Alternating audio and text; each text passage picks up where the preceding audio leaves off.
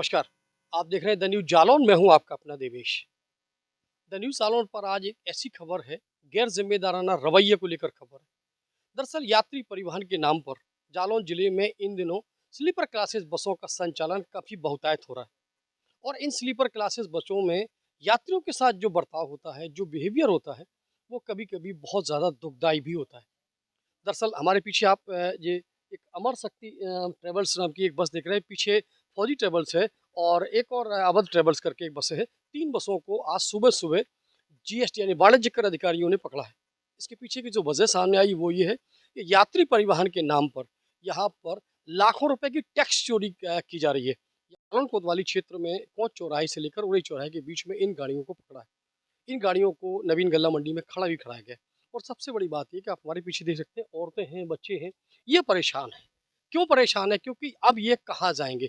इन्होंने पैसे दिए हैं गंतव्य से गंतव्य तक जाने के लिए, यानी कि दिल्ली से राठ, महोबा या अन्यत्र स्थान जहाँ पर ये जाना चाहते हैं, वहाँ के इन्होंने इनको पैसे दिए, बाकायदा टिकट लिया है और उसके बाद वो इस गाड़ियों में सफ़र हुए।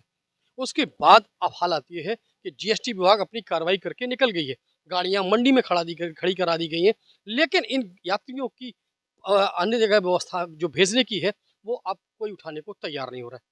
हालाँकि कुछ लोगों के सहयोग से एक रोडवेज बस यहाँ पर भेजी गई थी और जिसमें कुछ सवारियाँ गई हैं, लेकिन एक बस कहाँ तक पर्याप्त होती है? कई सवालात फिर से खड़े होते हैं कि आखिरकार इस सारे जो घटनाक्रम इसके लिए ज़िम्मेदार कौन है? यात्री परिवहन में लगे लोग ज़िम्मेदार हैं या इसके लिए जो संचालन करता है वो ज़िम्मेदार हैं या जो अवैध रूप से अपना लाखों रुपए का माल यहाँ इस गाड़ियों के माध्यम से बेचते हैं, वो ज़िम्मेदार हैं? ज़िम्मेदार कोई भी हो, लेकिन आज परेशानी सवारियों को है और ये सवारियों को परेशानी आज पहली बार नहीं है, कई बार ऐसा देखा गया है।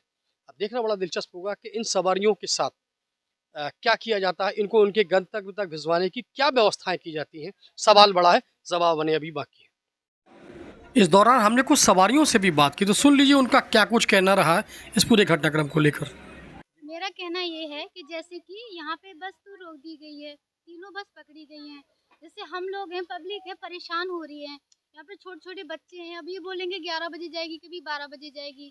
तो हम लोग करें क्या बताओ? हम लोग तो बीच में परेशान हो रहे हैं ना, या तो फिर ड्राइवर दूसरा लाके चाबी हमें दिलवाइए और हम लोग जाएँ, क्योंकि कोई परेशान है। मेरे घर पे देखो, मेरी दादी भी बीमार है, मुझे जल्दी वहाँ पे पहुँचना है, तो मैं पहुँच नहीं पा रही हूँ। तो ऐसा कब तक चलेगा? छोटे-छोटे बच्चे हैं, ऐसा तो नहीं हो सकता ना। देखो सर, अपने ये फायदे के लिए आप ये कुछ भी कर सकते हैं, लेकिन हमें तो बीच में नहीं परेशान कर सकते ना ये लोग। हम यही चाहते हैं कि जी, हमारे छोटे-छोटे बच्चे हैं, देखो चाबी परेशान मंगाओ हैं, आप, पूरी नाइट हो दूसरे गया। ड्राइवर भी मंगाओ।